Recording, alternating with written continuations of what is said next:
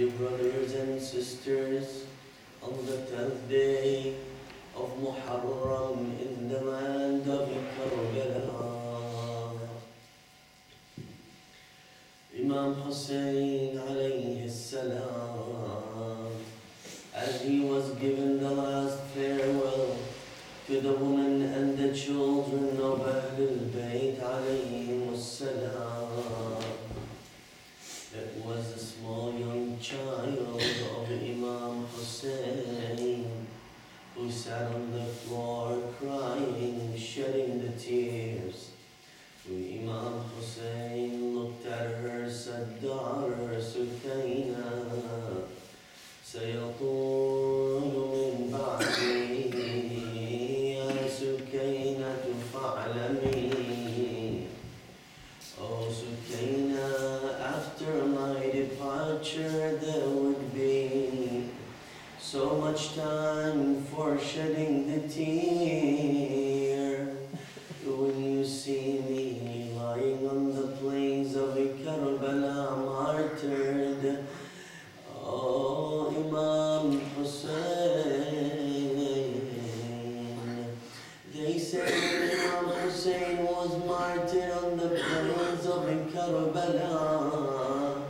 The enemies of Allah attacked the camp of Imam Hussein.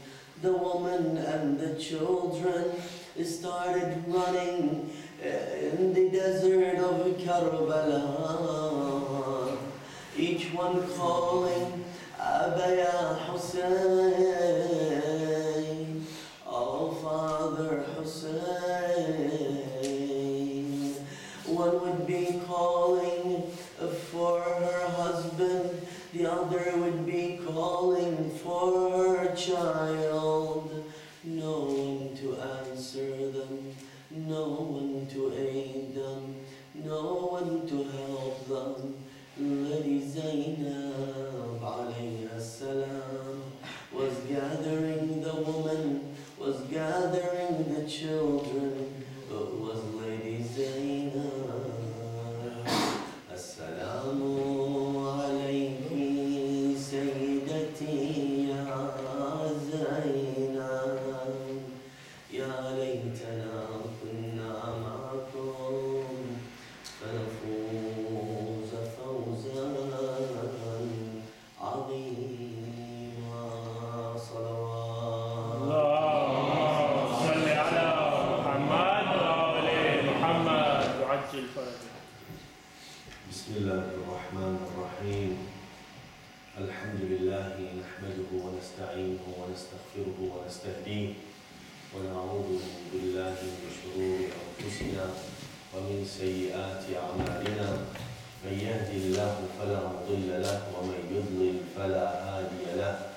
والصلاة والسلام على النبي الهاشمي المدني الأبطحي التهامي السيد البهي السراج المضيء الكوكب الدري صاحب الوقار والسكينة المدفون بالمدينة العبد المؤيد الرسول المسدد المصطفى الأمجد المحمود الأحمد حبيب إله العالمين أبي القاسم محمد. اللهم صل على محمد وآل محمد وعجل فرجه. The Almighty Allah, your brothers and sisters, says in the Holy Quran, أعوذ بالله من الشيطان الرجيم. بسم الله الرحمن الرحيم.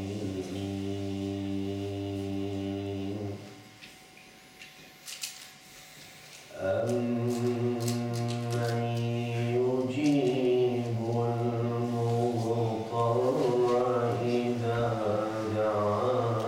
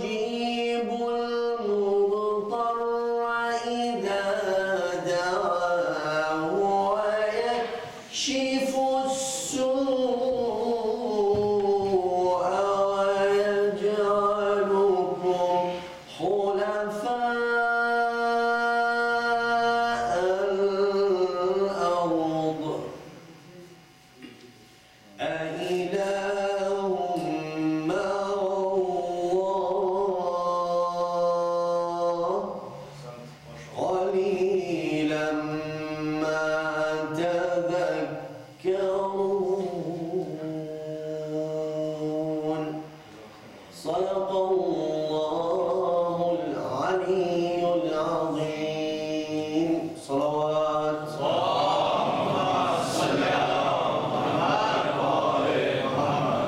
Your respected brothers and sisters, Assalamu alaikum wa rahmatullahi wa barakatuh. And continuing from where we left off yesterday, in discussing this verse and trying to understand the depth of the meaning of these words of Allah Azza wa Jal, and following up from the different concepts and principles that I was able to share with you yesterday, in understanding the source of our knowledge. How do we build our knowledge base? How do we become who we are? This is a question that we all have to ask ourselves, because we are responsible for whatever comes in and settles into our souls and selves. The ways in which we become who we are is what we listen to, what we read, and mainly how we use the process of thinking and the ability that God Azza wa Jal gave us, God the Almighty endowed us with, the intellect. What do we use with that intellect? How do we build that intellect, and how this intellect becomes the reason and the way we become who we are. Once something goes through that tool called the intellect, it settles in one way or another to shape ourselves, to shape who we are, the way we think, and the way we become, and the way we will grow.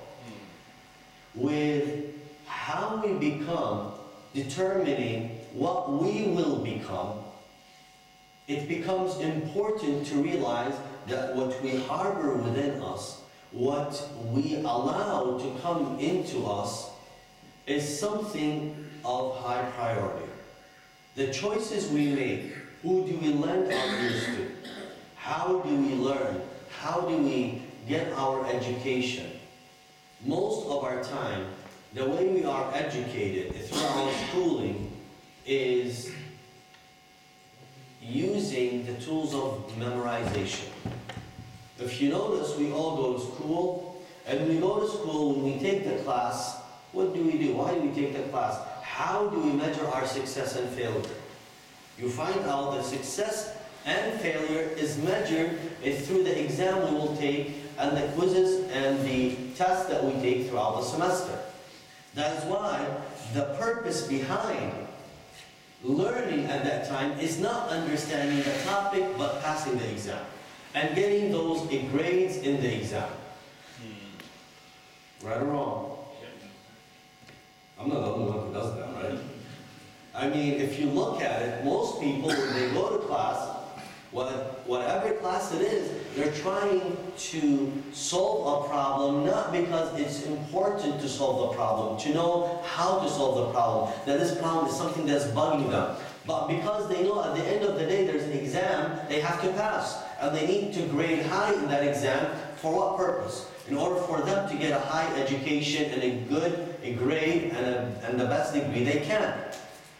So here, the long-term purpose of going to class and going to school is not the learning process itself, it's not the information and how it can build me, my essence, but how can I benefit so I can get later on a good job. In reality, it's not the education, it's not the knowledge, it's the good job. And why do I want a good job? Because of the wealth that I'm going to get and what revenues I will get out of my job. And the more the job can bring me revenue, the more what? I will be willing to work, I will put my heart and my time in order for me to learn to get that job. And yes, by the way, if I can do good in my life to the people that I benefit, that would be great. But that's not my purpose. Let's be real to ourselves. Let's be true to what and how we do things. It becomes that, what is the driving force behind everything? What is it? It's how can I live comfortably And how can I gain most revenue is through the means that I have, is through my education, my job, and that's why I want to live a comfortable life. I just define the purpose of my life in these few moments. If that is the purpose of your life, it ends when, as soon this purpose of life ends and you will become unhappy and unfulfilled and empty inside when you gathered all that wealth, and then you find yourself, did I achieve that happiness? You achieve that happiness when yourself knows it achieved that happiness. See, throughout our journey, we experience things. And as we experience things, we think at the beginning that, you know what, this is how I'm going to be happy. I go experience it, I'm fulfilled for a little bit, then you know what? I'm empty again. So I try something else. Some of us get stuck in an endless loop of trying the same thing. Why? Because they get very short-term pleasure of what they're doing. And that's why people become addicts to certain drugs, to certain things. Because they are measuring their happiness through that short-term what? The pleasure they gain. That physical pleasure. They get it again and again, and as soon as they get off of it, they want it again. A smart person knows that long-term pleasure is what counts. That's why a believer looks at that long-term pleasure beyond this world. The one that transfers in the hereafter also. It's all about planning. I go through my retirement phase. When I work hard at my young age, why? So when I am retired, I can get some returns on my investment in my young age. All this is financial planning. The more I am smart in my financial planning, the more secure I become at my old age. Right or wrong? And the same thing Allah is telling us. If you do that transaction with Him on the long-term investment, the more benefits you will gain and you will get right after you transition from this world to the hereafter.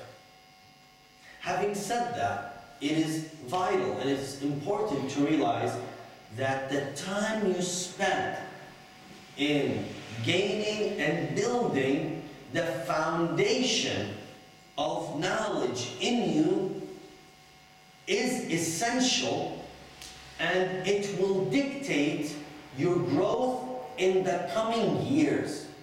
How you shape your mind to shape your heart and your soul and your desire will dictate your happiness throughout your life. And therefore, the time spent on the resources and how you gain that knowledge becomes of essence. And my proposal is what the Prophet Muhammad sallallahu alaihi wasallam said. This is why, dear brothers and sisters, Imam Sadiq alayhi salam emphasizes on the importance of this event. And he says, when he describes the day of Ghadir, when he describes the event of Ghadir, it's important that it is the grand celebration. Why? Because in addition to it, the Prophet ﷺ emphasized to us on these sources of knowledge. Kitabullah wa itrati ahl bayti. Why is it so important to us? Because through these two, the sources of knowledge have been defined. See, intellect and the mind is used as a resource to explore and find out, to assess. Once I assess, I use my intellect to explore further. I have my personal experience, then I try to assess it through my intellect. They say, if a man is smart enough, he ought to learn from history. Why? Because if you don't learn from history, you will repeat it again. So if I do not repeat, if I do not listen to my seniors, to my elders, you know, some of the young and the youth, they try to become independent and break off from tradition and try to do things on their own. I don't support this. Yet also I don't support our youth and our youngsters to become completely silent and mute under the authority of the elders. We have to be somewhere in between, where we allow our youth to experience things within the supervision of our elders. The elders should be smart enough to push our youth, yet supervising their eyes on them from far as they experience life. When they're about to fall, they grab them and they put them right on track. We cannot be controlling, we cannot let go completely. Moderation in advancing the community is essential. It cannot happen without the energy of the youth and the wisdom of the elders. Both of them together create and advance the community. If we take one or the other without the combination, we have a losing community. And that is why we look at ourselves when we try to gain that information through our experiences, because we learn and we examine our experiences through our intellect to benefit from it or correct it. That's one source of learning, one source of knowledge, that is self-experience. What's another source of knowledge is the revelation, Kitabullah. And Kitabullah Azza wa Jal comes in with what? As Imam Ali ibn Abi Talib Salamullahi ta'ala alayhi, he says it needs those who can explain it. Because if you recite, and I want you to engage in the experience of learning from the book of Allah Azza wa Jal. Some of us, when we explore the words of Allah Azza wa Jal, they don't put the time and effort. And yes, we read about, for example, the story of Musa alayhi salam.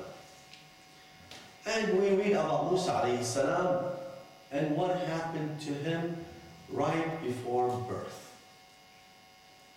That's how his mother was carrying him, and how at the time of birth, his mother didn't know what to do with him. She put him in the cradle, she sent him in that basket along the river, and before he was born, the Pharaoh was going after every woman who was known to be pregnant. Pharaoh was in what? In fear of this person rising, this person coming out and destroying his empire, destroying his rule. When I read as a believer, a 12er believer, in the story of Moses alayhi salam, I can just listen to it, read it in the Holy Quran, and pass it over without anything else, like anyone else. But in reality, when I listen to the story of Moses alayhi salam, what am I doing? I am looking in front of me, seeing the story of the 12th Holy Imam Salamullahi ta'ala. How? Al-Khalifa al-Abbasi was going after every woman who declared pregnancy, exact like the Pharaoh was going after Musa alayhi salam. And Najis alayhi salam, her pregnancy did not show until the night. Hakima was going back and forth to Imam al-Hasan al-Askari alayhi salam, telling him, I can't see any signs of birth. He tells her, don't have doubt. Go back. Until close to the time of dawn, where Najis alayhi salam showed the signs of pregnancy, and she gave birth to Imam Sahib al-Asr al-Zaman alayhi salam. Moses alayhi salam was put in the basket, and his mother was inspired. She was getting the revelation. Wow. We never heard of the mother of Moses alayhi salam being an immaculate or a ma'soom. So right here, as a 12er Shia, I know that it is not only the Immaculates alayhim salam, the Ma'soomeen alayhim salam, that get that connection from Allah Azza wa Jal. It could be someone like you and I who have an inclination and a connection through the taqwa to be connected with Allah Azza wa Jal in some form or another. In that form of revelation. That He inspired her. She knew, don't think that it is easy for a mother to give up her newborn baby and put it in a basket on a river.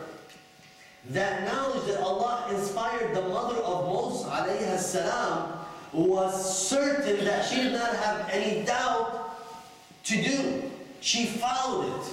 How would she know this if she was not 100% certain? Yet, she did not see an angel. It was inspiration. That knowledge that takes a grasp of who you are, what you are, and you know that it is from Allah Azza wa Jal. So here, when someone would argue with us that the revelation or the connection with Allah Azza wa Jal is through one form or another, is only for the prophets, I say no, it's not. The mother of Musa alayhi salam, the mother of Isa alayhi salam, and others. Now, then she put him in the basket. He goes into the river, and who takes care of him? The one who wants to kill him. Subhanallah.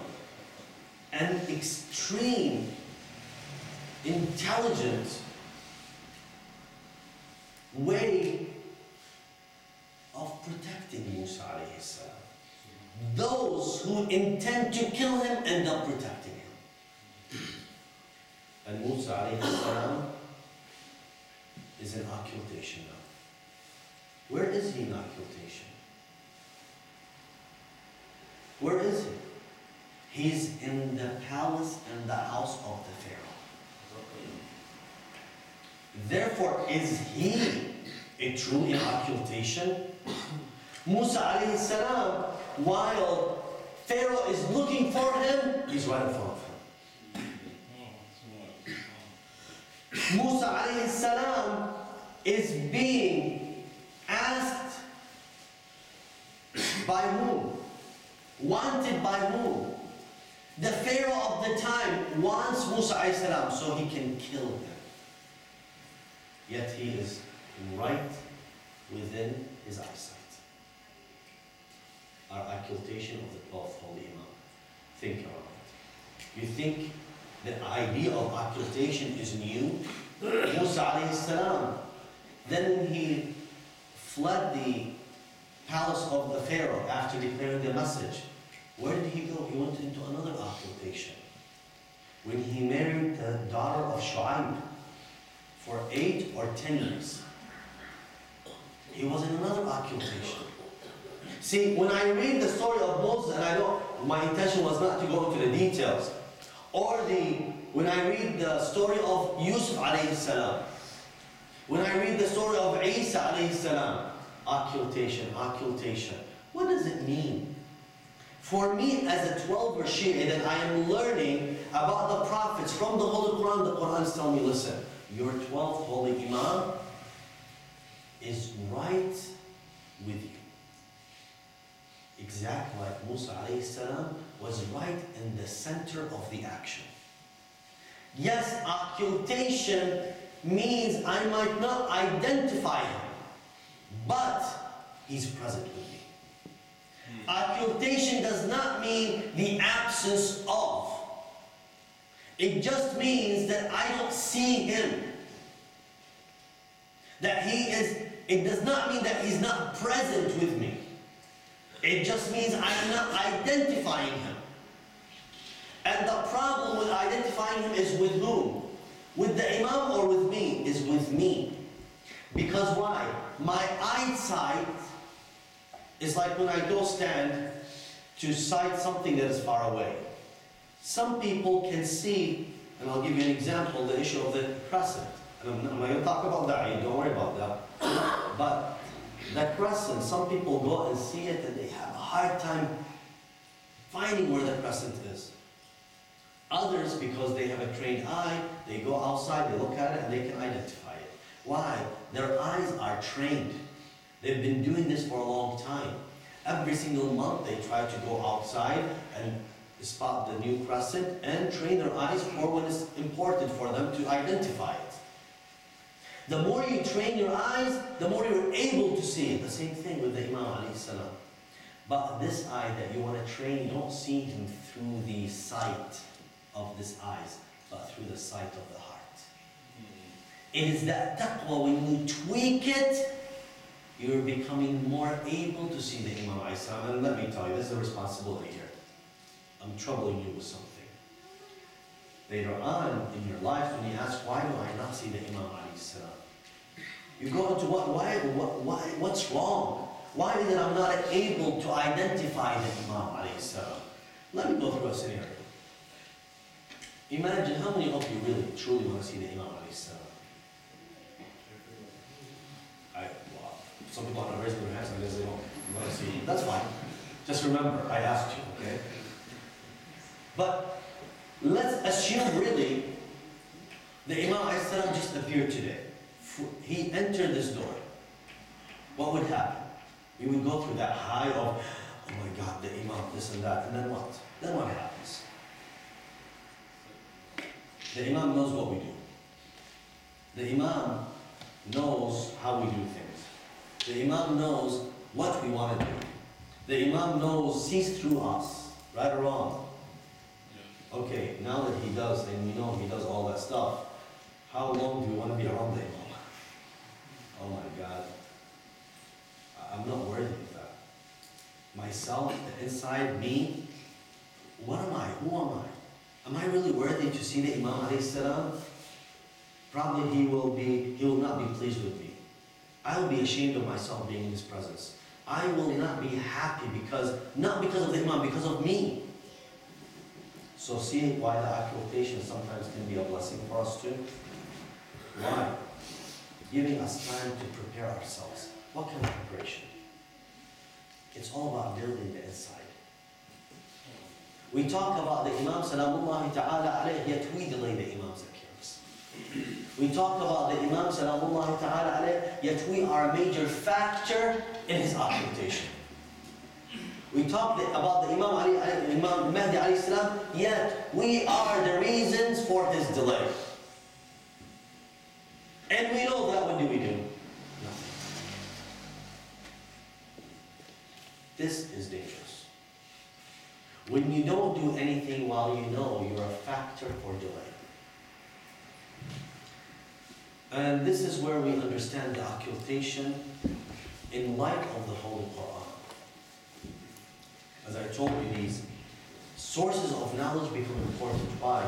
Because when you read the Quran, dear brothers and sisters, today's world, what is happening globally, is something amazing. There are countries and nations changing the shape of the globe through financial means, through economical means, security means, through different means. They can reshape how an entire country looks.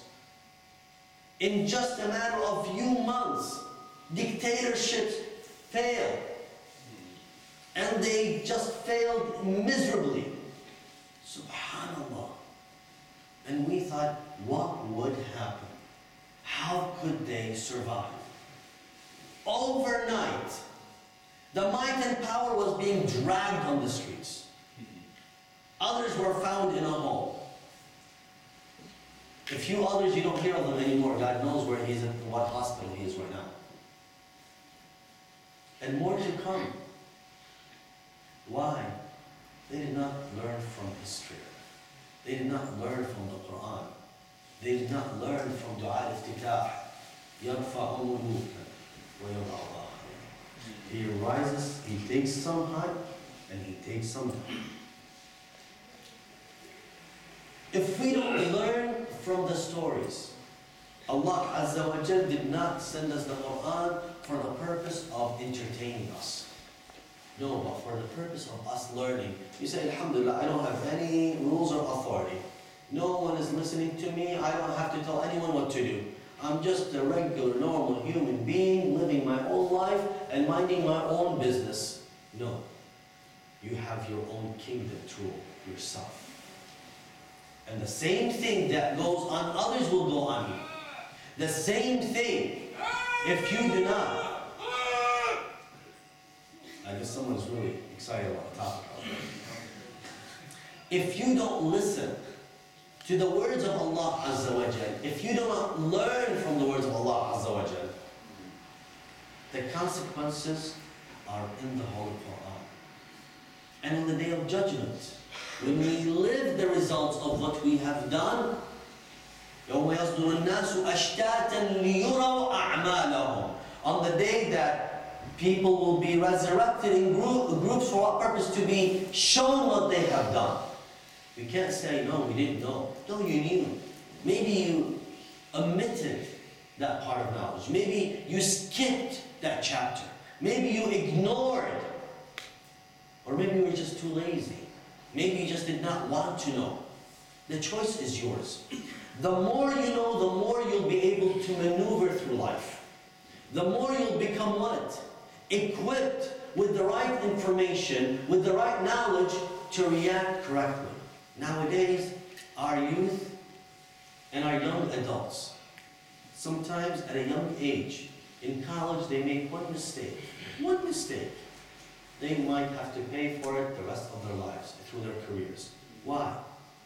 Some of us get so excited about what is happening globally and start making comments left, right, and center. We think that really one statement will change the entire world. No. I want you to listen to me carefully. Some might disagree. That's fine. At a young age, don't make these statements that you might regret later. Today we live in a world that captures every thought. People flock to Facebook. They run to Twitter. They start putting things that pretty soon they might regret. And Google memorizes everything. Google memorizes everything. So today when you make a political statement, or a religious statement, or when you make a statement of any sort, it will be very hard to delete. People will capture it. People will keep it. And tomorrow, maybe you changed your opinion. Not every change can be forgiven or accepted. Not everything. I'm not saying don't have an opinion. No. I'm saying watch when and where you say it. Be extremely intelligent when to say what you want to say. And always weigh things on long term, not short term. You know what this is called in the principles of Shia Islam? You know what this is called? Taqiyya. Taqiyya is not about, God forbid, like how they market it, our enemies, it's lying or no. Taqiyya is knowing when to say, what to say at the right time and the right moment. The place and time dictates what and how you say things. Sometimes you're not asked to say anything. Yes, silence is a key. And that's why you see our grand Maraja and our grand jurists, sometimes through ignorance, we start saying, why are they quiet? Why don't they say anything? Because they're actually saying something. They're staying quiet. What they're telling us, the message they're sending, it's not the time for us to talk. You might disagree. You might say, no, I want to talk. Okay, take things in your head. But don't say your leadership didn't tell you what to do. They told you, you disobeyed. And tomorrow when you pay for it, when you have to pay for it, it's yours. You will pay for the consequence. Sometimes when we take a stand on issues in short term, we get that pleasure. Yes, I did that. Satisfaction. Who heard you? One or two. Who will know that you said it? Many people. How much influence and relevance what you said had? Nothing. Is that the right time to say what you have to say? When you have to risk things, you ought to realize how much influence And relevance is what you're going to say to change what you want to change. If it's nothing and irrelevant and it's not going to do anything, and what you put at risk is higher than what you're getting, you should not be saying it. In business, we look at it from return on investment. I'm investing something, how much am I going to get in return? My life, I'm investing me when I make a statement. How much change will I be able to make when I risk me with that statement? Some of us say, no, we always have to rise, we always have to do this, and we're so, like, we become so energetic, so revolutionary. No, no. Imam Hussein alayhi salam said and did. You have Imam Hussein, I can list 11 Imams that did not do that too. There's always a time and place. That's what the Imams do. Sometimes I act as Imam Hussein alayhi salam did. Sometimes I do as Imam Zayn al-Abidin alayhi salam. I touch the hearts and spirits. And sometimes like Imam Sadiq alayhi salam, I touch the minds and intellects. And sometimes like Imam Musa al-Kadhim alayhi salam. Sometimes like Imam Musa al-Rida and Imam al-Rida alayhi salam, Ali Rida alayhi salam. Every time and place, and you know what? They're one. أولنا محمد أوسطنا محمد آخرنا محمد صلوا على محمد.